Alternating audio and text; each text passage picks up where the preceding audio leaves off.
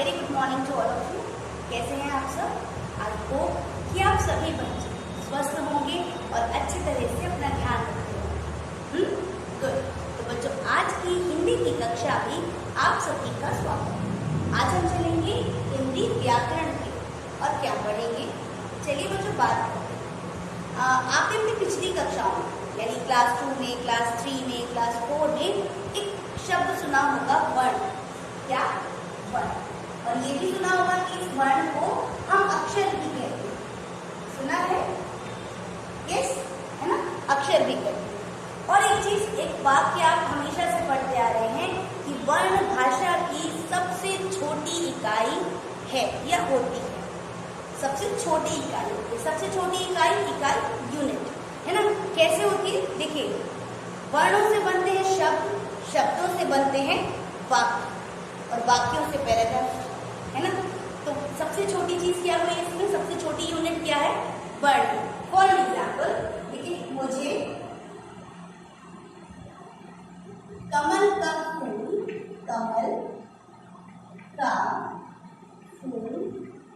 बहुत पसंद है। बहुत पसंद है। ठीक, तो ये क्या है? मुझे कमल का फूल बहुत पसंद है। ये एक वाक्य है, एक सेंटेंस। ठीक है, इसमें जो है शब्द, कई शब्द हैं जिनसे ये मिलकर के बना है। ठीक, मुझे कमल का फूल बहुत पसंद है। अलग अलग शब्दों से मिलकर बना ये वाक्य। अब ये शब्द किससे मिलकर बने? जैसे कि क, म, ल, इन तीनों को जोड़ा तो कमल बना, राइट? कमल, है ना? तो ये जो क है, ये जो म है, ये जो ल है, ये सब क्या है? वर्ण है, अक्षर। ये हम पहले पढ़ चुके हैं ना। इसलिए वर्ण क्या है? वर्ण भाषा की सबसे छोटी यूनिट यानी इकाई है। ठीक, टोटल हमारी हिंदी वर्णमाला में कितने अक्षर होते हैं? 46। ये भी हम पहले से पढ़ते आ रहे हैं। टोटल 46 यानी 46 वर्ण होते हैं हमारी हिंदी की वर्णमाला। ठीक है, जब हम वर्णमाला, क्या हुआ? वर्णमाला, जब हम इन वर्णों को एक व्यवस्थित क्रम में लिखते हैं, एक अरेंज मैनर में लिखते हैं, तो वो कहलाती है वर्णमाला। वर्णमाला यानी कि वर्णों का व्यवस्थित क्रम। वर्णों का व्यवस्थित क्रम। अब जैसे ऐसे तो नहीं होता ना, आप पहले लिखते हो ई बाद में, सॉरी आप पहले लिखते हो, ठीक, और उसके बाद ए उ कुछ भी ऐसे नहीं लिखते, है ना? हम एक अरेंज मैनर में चीजों को लिखते हैं, है ना? एक व्यवस्थित क्रम में। ये व्यवस्थित क्रम क्या कहलाता है? वर्णमाला। ठीक, अब आज की इस कक्षा में हम क्या पढ़ेंगे? आज की इस कक्षा में हम पढ़ेंगे कि इन वर्णों को किस प्रकार अरेंज किया गया है, यानी कि arrangement of letters. Arrangement of letters, ठीक, इसको हम हिंदी में कहते हैं वर्ण विन्यास। वर्ण विन्यास, विन्यास यानी व्यवस्था, विन्यास यानी अरेंजमेंट, कुछ भी आप कह सकते हो। ठीक है, अरेंजमेंट ऑफ लेटर्स यानी वर्ण विन्यास। वर्णों को किस प्रकार से व्यवस्थित किया गया है, आज की कक्षा में हम इसको पढ़ेंगे। ठीक है, शुरू करते हैं। तो सबसे पहली चीज, हम हिंदी में जानते हैं स्वर और व्यंजन। वर्णों के दो प्रकार जानते हैं, स्वर और व्यंजन। स्वर यानी वॉवल्स, व्यंजन यानी कॉन्सोनेंट। ठीक, इसी को आगे समझते। तो वर्ण हमारे पास दो प्रकार के होते हैं, हम यहाँ लिख लेते हैं वर्ण। कौन कौन से होते हैं? एक होते हैं हमारे स्वर। क्या होते हैं? स्वर। और दूसरे होते हैं व्यंजन। व्यंजन, ठीक, स्वर जिसको कि हम वॉवल्स बोलते हैं इंग्लिश में, और व्यंजन जो कि कॉन्सोनेंट्स कहलाते हैं। ठीक है, सबसे पहले समझेंगे स्वरों के बारे में, उसके बाद जाएंगे व्यंजन। ठीक है, स्वर कौन कौन से होते हैं? स्वर होते हैं हमारे अ, आ, इ, ई, उ, री, ए, आई, ओ, आ। कितने हो गए? 1 2 3 4 5 6 7 8 9 10 11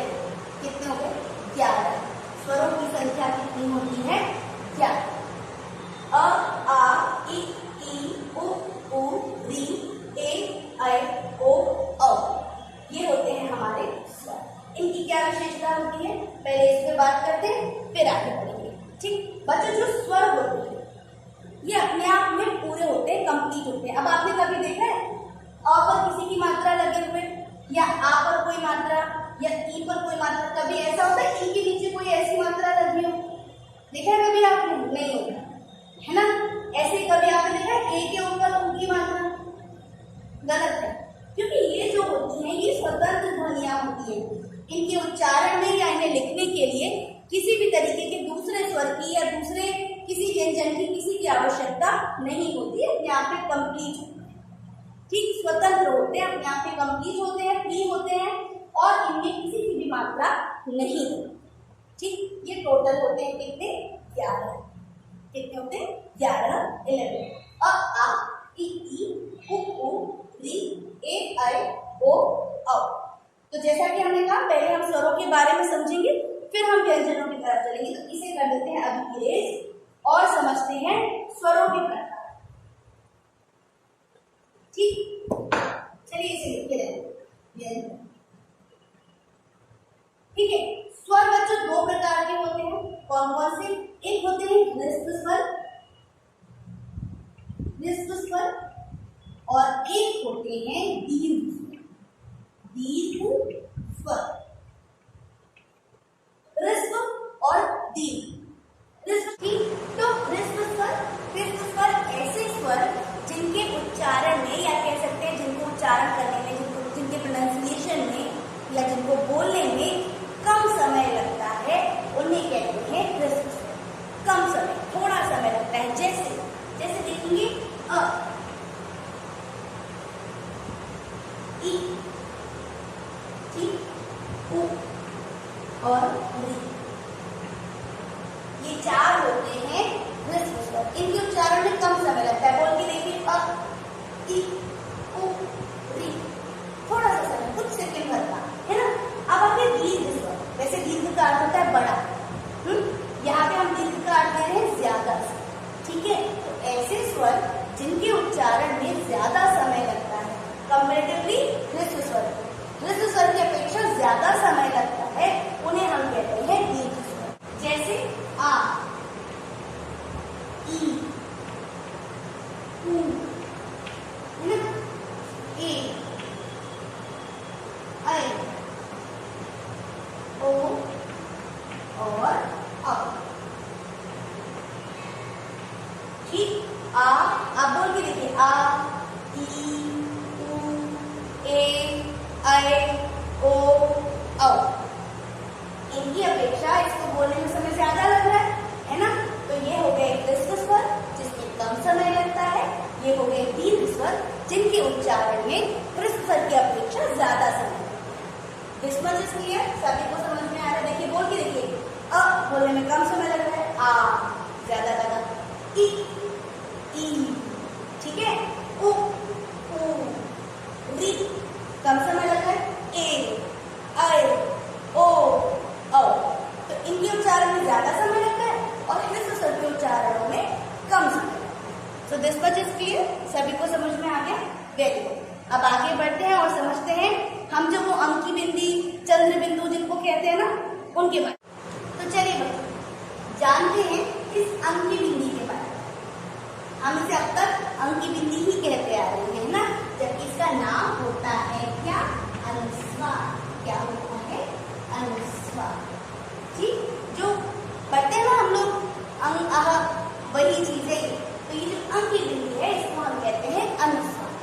इसके उदाहरण बहुत सारे हैं, जैसे कि पंखा, ठीक, जैसे कि कंघा, जैसे कंगन, जैसे जंगल,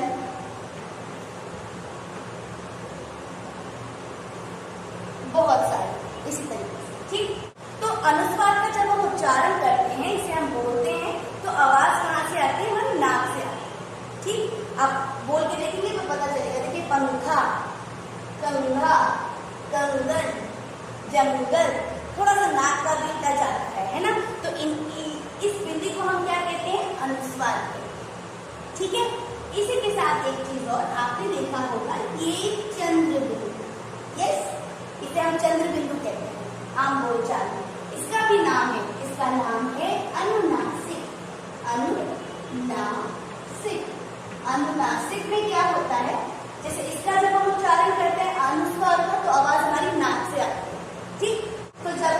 अनुनासिक का उच्चारण करते हैं तो आवाज हमारी नाक और हमारे गले दोनों से आती है। इनके लिए बहुत सारे एग्जाम्पल, जैसे चांद, जैसे दांत, जैसे आंख, और सोचे गांधी, ठीक है, गांधी आदि, है ना। तो अनुस्वार, ये जो अंकी बिंदी है, इसके उच्चारण में नाक से आवाज आती है। अनुनासिक, जो जिसका साइन ये चंद्र बिंदु है, इसके उच्चारण में आवाज नाक और गले दोनों से आती है। उच्चारण करके देखेंगे, चांद, दांत, आंख, गांधी। ठीक, इतना सभी को क्लियर हो गया? ठीक। अच्छा, एक चीज क्या है, ये देखे ना, ये दो बिंदु इस तरीके से, इन्हें हम कहते हैं विसर्ग। क्या कहते हैं हिंदी में? हम इसे कहते हैं विसर्ग। वैसे ये विसर्ग ज्यादातर संस्कृत के शब्दों में प्रयोग होता है, लेकिन कुछ शब्द ऐसे हैं जो संस्कृत भाषा की हिंदी भाषा में एज इट इज यूज हो रहे हैं। ठीक है, मतलब जैसे संस्कृत में है वैसे ही हिंदी में प्रयोग हो रहे हैं। जैसे कि आपने देखा होगा प्रायः, अतः, इसी तरह प्रातः, इसी तरह स्वतः। आपको एक चीज समझ में आ रही है? ह की आवाज समझ में आ रही है? प्रायः, अतः, प्रातः, स्वतः। ठीक, तो ये इससे क्या समझ में आया कि विसर्ग का जो उच्चारण होता है, इसमें अंत में ह की आवाज, किसकी? हा नहीं, ह। कैसे? प्रायः, अतः, प्रातः, स्वतः। इतना ये तीनों समझ में आ गए। अनुस्वार, ये जो अंकी बिंदी है, अनुनासिक जो चंद्र बिंदु हम लगाते हैं, और विसर्ग, ये जो दो बिंदियां होती हैं, इसको हम विसर्ग कहते हैं। इसके सभी के एग्जाम्पल से यहाँ लिखे हैं, आप लोग एक बार देखिए। फिर हम बढ़ते हैं आगे और समझते हैं मात्राओं। आइए जानते हैं मात्राएं। ठीक, मात्राएं किसे कहते हैं? मात्राएं कैसी होती है तो आप सबको पता है ना, बचपन से लगाते आ रहे हैं। लेकिन मात्रा कहते किसे? बच्चों, स्वरों के लिए कुछ चिन्हों को निर्धारित किया गया है, और वो चिन्ह क्या कहलाते हैं? मात्रा कहलाते हैं। क्या हुई इसकी परिभाषा? कि स्वरों के लिए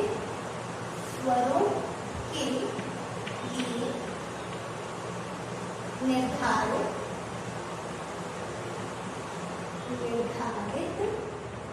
चिन्ह, ठीक, चिन्ह मात्रा कहलाते हैं। मात्रा कहलाते हैं। ठीक, स्वरों के लिए निर्धारित चिन्ह मात्रा कहलाते हैं। कैसे? चलिए देखते हैं। जैसे आपने देखा होगा ऊ की मात्रा, छोटे है ना, आ, एक डंडा, आ की मात्रा, उ की मात्रा, ऊ की मात्रा। ठीक, इसी तरीके से ओ की मात्रा, औ की मात्रा, है ना। तो ये सब क्या है? ये आ का सिंबल है। आ की मात्रा इस तरीके से लगती है, उ की मात्रा इस तरीके से लगती है, ऊ की मात्रा इस तरीके से लगती है, ओ की मात्रा ऐसे प्रदर्शित करते हैं, औ की मात्रा को ऐसे प्रदर्शित करते हैं। ठीक, तो स्वरों के लिए निर्धारित चिन्ह, ये क्या है? चिन्ह ही तो है, सिंबल ही तो है। निर्धारित चिन्ह क्या कहलाते हैं? मात्रा कहलाते हैं। ठीक, अब हम व्यंजनों पर इन मात्राओं का प्रयोग समझते हैं। और अब इन मात्राओं को लिखते कैसे हैं? इन मात्राओं को व्यंजनों के साथ मिलाकर लिखते हैं। किसके साथ? व्यंजन यानी कॉन्सोनेंट्स के साथ मिलाकर लिखते हैं। कैसे लिखेंगे वो आगे समझते हैं। जैसे कि अच्छा, एक चीज और बच्चों, छोटा अ, इसकी कोई मात्रा नहीं होती। ठीक है, इसकी कोई मात्रा नहीं होती। आ, इ, ऊ, री, ए, ऐ, ओ, औ, इन सब की मात्राएं होती है। चलिए एक एक करके एग्जाम्पल देखते हैं। जैसे आ की मात्रा का साइन क्या है? ये। ठीक, मैंने आपको क्या बताया? मात्राएं किस पे लगाई जाती है? व्यंजनों के साथ मिलाकर लगाई जाती है। कैसे लगाई जाती है? अब एक व्यंजन जैसे क, ठीक है, क पे मैं आ मिला दूंगी तो क्या हो जाएगा? का हो जाएगा। क में आ की मात्रा का। इसी तरीके से इ, इसका सिंबल कैसा होता है?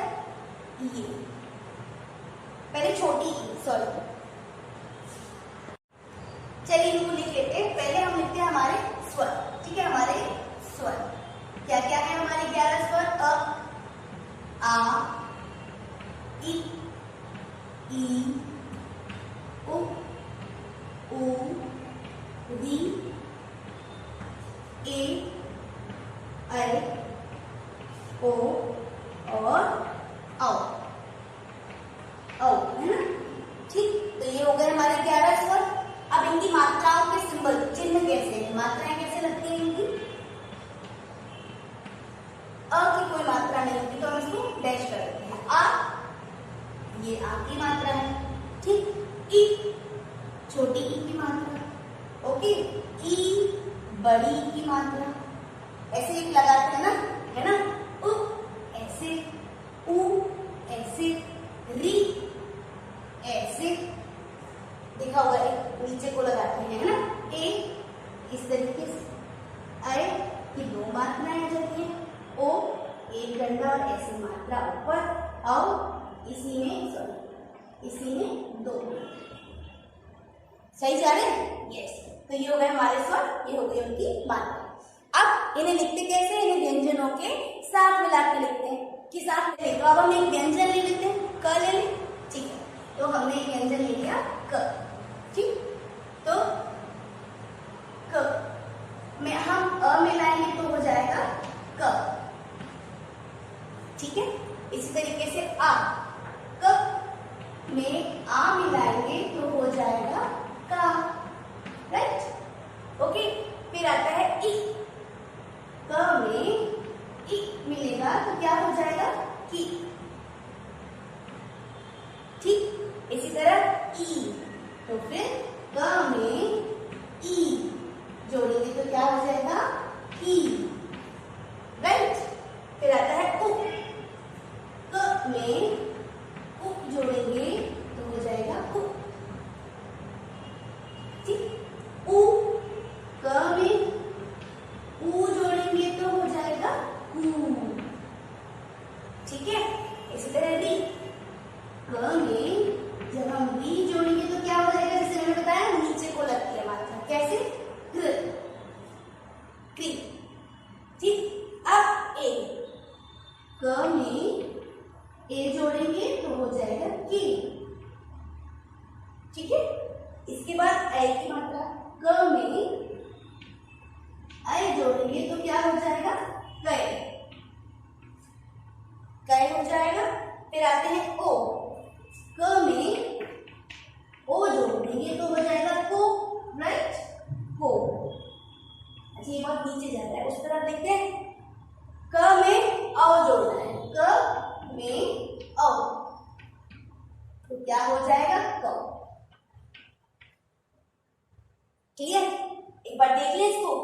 क में अ जोड़ा, क, का, की, कु, कू, कृ, के, कै, को, क। ठीक, इसे समझ में आया। अब इस व्यंजन की जगह हम कोई और व्यंजन भी ले सकते हैं, ख ले सकते हैं तो हो जाएगा ख, खा, की, खु, कू, कृ, खे, कै, को, ख। ठीक है, हम कोई भी व्यंजन। तो मात्राओं से हमें क्या समझ में आया कि मात्राएं क्या है, स्वरों के लिए जो चिन्ह निर्धारित किए गए हैं उन चिन्हों को हम मात्रा कहते हैं। पहली चीज। दूसरी चीज, अ की कोई मात्रा, छोटे अ की कोई मात्रा नहीं होती। ठीक, इसकी कोई मात्रा नहीं होती। इनको हम कैसे लिखते हैं, व्यंजनों के साथ मिलाकर लिखते हैं। इसके साथ मिलकर हमने क ले लिया सॉरी, इस क में हमने ये सारी ही मात्राएं प्रयोग कर दी। So this much is clear. आगे बढ़े और व्यंजन समझे। स्वर सभी को समझ में आ गया। स्वर यानी वॉवल। ठीक है, ये हमारे पास 11 होते हैं। अ, आ, इ, उ, री, ए, ऐ, ओ, औ, 11। ठीक है, इसके बाद स्वर 2 प्रकार के होते हैं, ह्रस्व स्वर और दीर्घ स्वर। ह्रस्व स्वर वो जिनके उच्चारण में कम समय लगता है, दीर्घ स्वर वो स्वर होते हैं जिनके उच्चारण में ज्यादा समय लगता है। ठीक, इसके बाद अनुस्वार, अनुनासिक और विसर्ग। अनुस्वार जिसे हम अंकी बिंदी कहते हैं, है ना। अनुनासिक जिसे हम चंद्र बिंदु कहते हैं। अनुस्वार में क्या होता है, आवाज नाक से आती है। ठीक, जैसे कंघा, पतंग, है ना। इसलिए अनुनासिक, इसमें जो साउंड आता है वो नाक और गले दोनों से आता है, उसका साइन होता है चंद्र बिंदु। उसके बाद था विसर्ग, है ना। तो यूजुअली क्या है कि संस्कृत भाषा के जो शब्द हिंदी भाषा में एज इट इज प्रयोग होते हैं, ज्यादातर विसर्ग हमें उन्हीं में देखने में मिलते हैं, है ना, क्योंकि विसर्ग संस्कृत में ही ज्यादा होते हैं। तो विसर्ग का साइन क्या है, 2 बिंदियां। जैसे अतः, प्रातः, इसमें क्या होता है, इसमें जब उच्चारण करते हैं तो अंत में ह का साउंड आता है। ठीक, उसके बाद हमने जाना मात्रा। ठीक है, तो अब आगे बढ़ते हैं और समझते हैं व्यंजन किसे कहते हैं। तो चलिए बच्चों, अब समझते हैं व्यंजन। व्यंजन यानी पकवान नहीं, ठीक है, व्यंजन यानी कॉन्सोनेंट।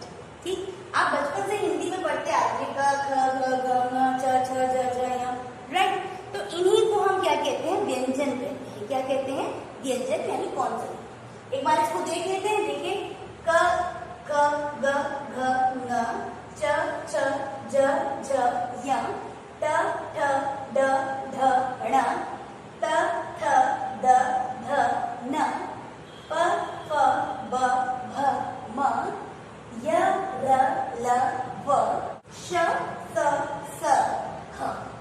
ठीक, एक बार इसे काउंट करें, 1 2 3 4 5 6 7 8 9 10 11 12 13 14 15 16 17 18 19 20 21 22 23 24 25 26 27 28 29 30 31 32 33, यानी टोटल कितने हो गए हमारे, 33। ठीक, हिंदी में क्या कहेंगे, 33। तो हमारे पास हिंदी में कितने व्यंजन होते हैं टोटल, 33 यानी 33। कुल कितने होते हैं, 33 व्यंजन होते हैं। अब इसको एक बार और एक चीज और समझते हैं बच्चों, ठीक है। अब इसको हमने क्या किया, जैसा कि हम पढ़ रहे हैं अरेंजमेंट ऑफ लेटर्स। ठीक, तो किस किस तरीके से अरेंज करते हैं वो सब हमको पढ़ना है। अब ये एक ग्रुप हो गया, क ख ग घ ङ, ठीक है। इस एक पूरे ग्रुप में ये पहला लेटर हमने ले लिया, इसका पहला ग, ठीक, और हमने इसको नाम दे दिया क वर्ग, क वर्ग। इसी तरह ये एक ग्रुप हो गया, इसका हमने ये पहला लेटर ले लिया और हमने इसे नाम दे दिया च वर्ग। ठीक, कोई भी जैसे क्वेश्चन अगर आ जाए कभी क वर्ग में कौन कौन से वर्ण आते हैं, तो आपके दिमाग में क्विक होना चाहिए क ख ग घ ङ। ठीक, इस तरीके से झ किस वर्ग का व्यंजन है, ठीक, तो आपको फटाफट से याद आना चाहिए च वर्ग का व्यंजन। ये बड़ी क्लासेस में होते हैं ये सब, ठीक है। अब ट ठ ड ढ ण, अभी आया ट ठ ड ढ ण, ये ग्रुप है, हमने इसका पहला वर्ण लिया और इसको नाम दे दिया ट वर्ग। ठीक, इसी तरीके से ट वर्ग और इसी से प, इसमें क्या है पहला वर्ण प, तो हमने इसे नाम दे दिया प वर्ग। बस यहाँ 1 2 3 4 5, ये 5 होते हैं हमारे पास वर्ग, ठीक है। तो क वर्ग, च वर्ग, ट वर्ग, त वर्ग और प, ठीक है। इतना समझ में आ गया। ये इसमें बहुत मुश्किल नहीं है, देखिए ये एक पूरा ग्रुप है, इसका जो पहला वर्ण है उसको हमने लेकर के उस ग्रुप का नाम दे दिया। ठीक, बस इतनी सी बात है। इसी च वर्ग, इस तरह ट वर्ग, इस तरह ट वर्ग, प वर्ग, ठीक है।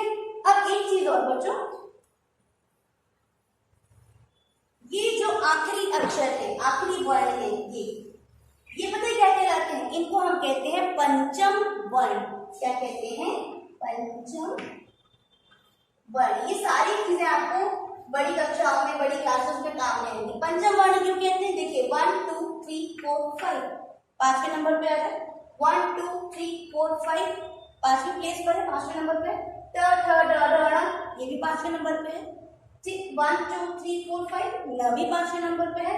प फ ब भ म भी 5वें नंबर पे। पंचम का मतलब होता है 5, 5 कह लो, 5 कह लो, ठीक। पंचम, इसीलिए इनको हम क्या कहते हैं, पंचम वर्ण। ठीक, जो वर्ग के 5वें स्थान पर आ रहा है उसे हम क्या कह रहे हैं, पंचम वर्ण।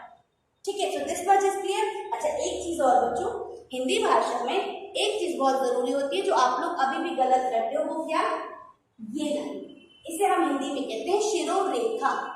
शिरोरेखा, ठीक है। शिर कहलाया सिर, शिर का संबंध है सिर, सिर की तरफ खींची जाने वाली रेखा, टॉप पर खींची जाने वाली रेखा शिरोरेखा। जैसे कि आप कुछ भी लिखते हो, कुछ भी, जैसे कि कमल है ना,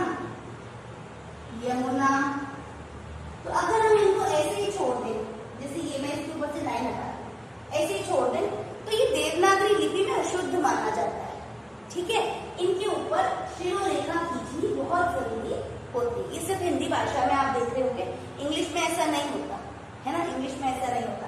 आपको जैसे मैंने अब ये लिखा है अरेंजमेंट ऑफ लेटर्स, तो क्या किसी के ऊपर शिरोरेखा खींची है? नहीं खींची है। लेकिन ये देखिए वर्ण लिखा है, विन्यास लिखा है, हिंदी लिखा है, व्याकरण लिखा है, इन सबके ऊपर लाइन खींची है, शिरोरेखा खींची है। ठीक है, तो हिंदी भाषा में शिरोरेखा का भी अपना महत्व है, उसे भी खींचना बहुत जरूरी है। ठीक, इसकी बहुत इंपॉर्टेंस है। आप जैसे जैसे बड़े होंगे सारी ही चीजें जो आप पढ़ रहे हैं वो सभी महत्वपूर्ण है।